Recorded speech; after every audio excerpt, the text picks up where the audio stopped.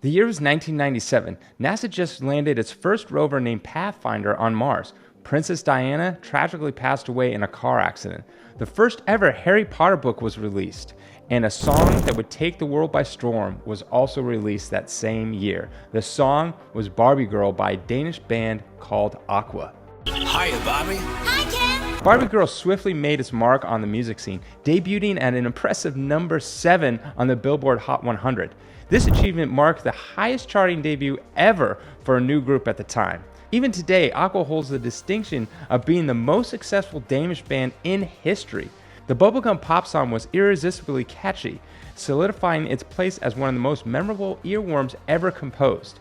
Its release perfectly aligned with the prevailing 90s trend of embracing nostalgia of the 1970s. Even with the song being over 2 decades old, it has over 1 billion plays on YouTube. The rise to stardom came seemingly overnight, appearing out of nowhere. However, as fast as they emerged, they faded away just as quick. So what happened to the band Aqua? Maybe it was that lawsuit that killed their career, or maybe the love triangle between the 3 members that ultimately sealed their fate and ended one of the best-selling bands of all time. It all started with Claus, Norreen and Soren Rasted winning a contest to produce a soundtrack for a film that was coming out in 1994. After having the music, they needed the extra special ingredient to make their music shine. Enter Rene Dif, a talented club DJ. With Rene on board, the trio set out to make the soundtrack for the film Frida. After they finished the soundtrack, they wanted to start a band together, and they knew they needed something different. They needed a female singer. So guess where they found that female singer? On a boat. She was singing to passengers that were riding the boat. Can you imagine? You're singing on a boat. You've probably done this multiple times. And then one day, all of a sudden, 3 guys come up to you and go, wow, you have a great voice. You want to be in my band? And you're like, oh, okay, sure. And then you turn out to be one of the biggest Danish groups to ever exist. They asked Lene Nystrøm to join their new band, Joyspeed.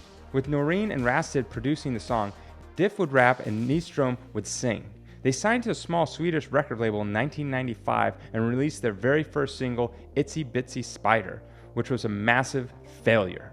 Their failure was so bad that the 4 of them and their record label decided just to cancel their record contract, and they didn't release anything else. They got a new manager and decided to shake things up and dive headfirst in the world of bubblegum pop that would become their trademark. They renamed themselves Aqua after seeing a poster with that name on it in their dressing room one evening. Shortly after, in 1996, Universal Music of Denmark approached them and gave them a record contract. They released their first song, Roses Are Red, which stayed on the Denmark charts for over 2 months and eventually certified platinum. Their single was so popular, they even received a nomination for Best Danish Dance Act. 6 months later, in 1997, they followed that up with their second single, My Oh My. Their single broke all Danish sales records and being certified gold within 6 days. With the success of their first 2 singles, the record label felt confident to branch them out into other countries for their third single. The next single they released would be the song that would not only define their career, but also start the dominoes that would ultimately end their career as well.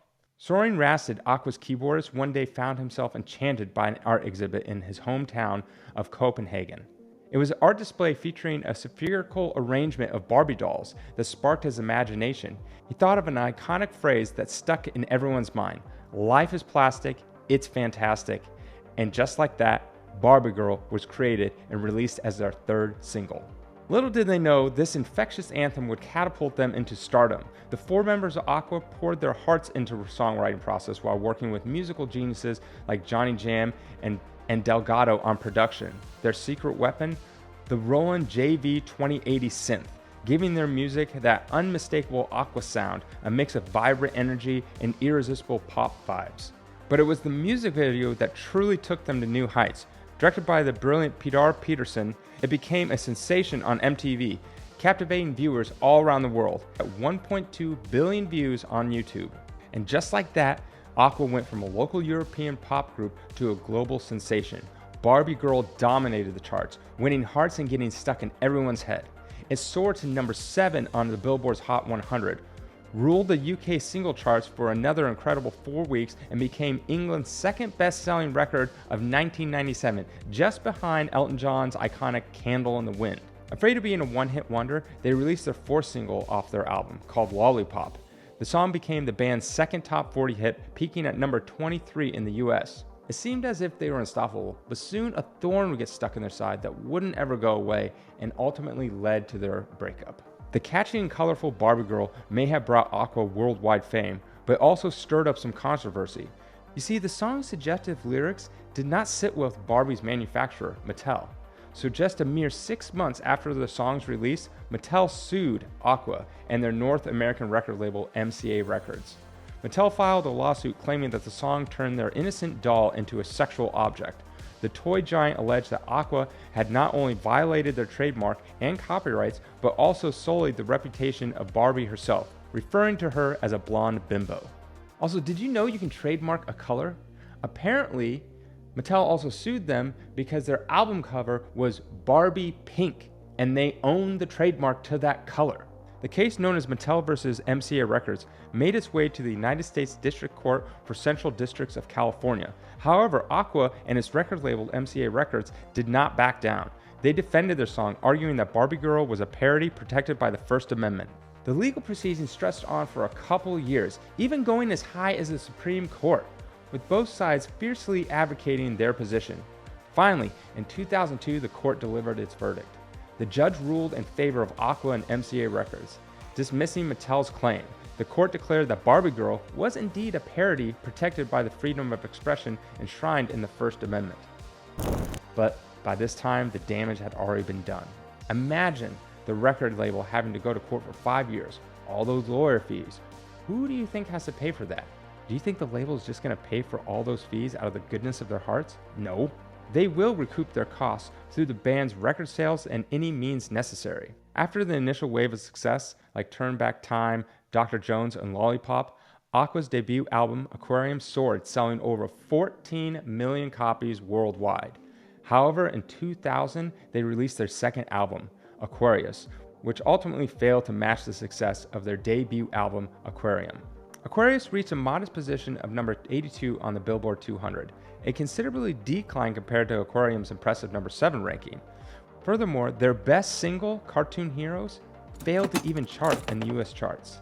Even though the album went on to sell 4 million copies worldwide, it was indeed a massive setback for the band and led to their eventual split up in 2001. According to Billboard, the band issued a statement expressing their mutual acknowledgement that the spark between them was presently absent. We have looked at each other over straight in the eyes and reached the conclusion that for the moment, the spark is missing. This statement seemed a little odd given the fact that they were actually working on their third studio album. They were even playing shows where they would showcase a few of their new songs, but it seemed as if more was happening behind the scenes. Rumors began to circulate that band separation was actually triggered by a love triangle. Allegedly, lead singer Nystrøm, known as Barbie, briefly engaged in a romantic relationship with bandmate Rene Dif. Subsequently, Nystrøm reported cheated on Dif with another bandmate, Soren, Rasted, the keyboardist. In the end, Rasted and Nystrøm eventually got married and now have 2 children together. So if you mix in the lawsuit that was going on during this time, their second album obviously not doing as well as their first one and kind of a failure, and then add in this like interpersonal drama beef that was going on with the band just saw it best to kind of just break up at this point. After the split, Lene Nystrøm embarked on a solo career, while Soren Rasted formed a new group called Lazy Boy, which he ended up getting sued by the sofa brand, so he simply had to change his name to Lazy B. He found some success in Australia with the spoken word single Underwater Goes Inside the Pants, and then in 2007 Aqua reunited for a tour. The reunion continued through 2009 when they released their third album, Megalomania. But their comeback was short-lived. After concluding an Australian tour in 2012, Aqua's reunion came to an end. Yet the story did not end there. Lene, Rene, and Soren could not let go of Aqua's legacy. In 2006, they reunited as a three-piece, with Claus and Norreen deciding to part ways due to a shift in the band's musical direction. Despite personal changes, Aqua's passion for music remained. In 2018, they released a new single, Rookie, and embarked on world tours, captivating crowds yearning for the nostalgic 90s hits. However, Aqua struggled to maintain its place in the limelight, unable to recapture the same level of fame and viral sensation experienced during its early years. Their later releases, including the album Megalomania and the cover of Gloria Gaynor's disco classic, I Am What I Am, in 2021, while welcomed by fans, did not generate the same fever and widespread recognition as their previous hits. But recently, there's now a Barbie movie, and their song has come back around. For the movie, though, they decided to do a remake cover featuring Nicki Minaj. Let me just say, the new Barbie song, I think it's called Barbie's World. I listened to it. It is terrible. It's horrible. All they did was take the Barbie song, pretty much the chorus, they made it super low in the mix, and then they have this massive 808 just pounding, and then they put a little drum beat, and then it's Nicki Minaj and, I don't know, a couple other rappers rapping over it. Oddly enough, though, like 20 years ago, they sued Aqua because the lyrics over-sexualized Barbie and called her a blonde bimbo. But in these lyrics, Nicki Minaj talks about Barbie's pussy, talks about being spanked when she's bad. Totally fine. They don't even care. And in fact, they're the ones that approved it. They actually didn't want the original lyrics of the Barbie Girl song. So they just pretty much have the chorus playing over and over, but don't have the verses. I don't know, maybe they got a change of heart. But anyways, the music industry is a tough game.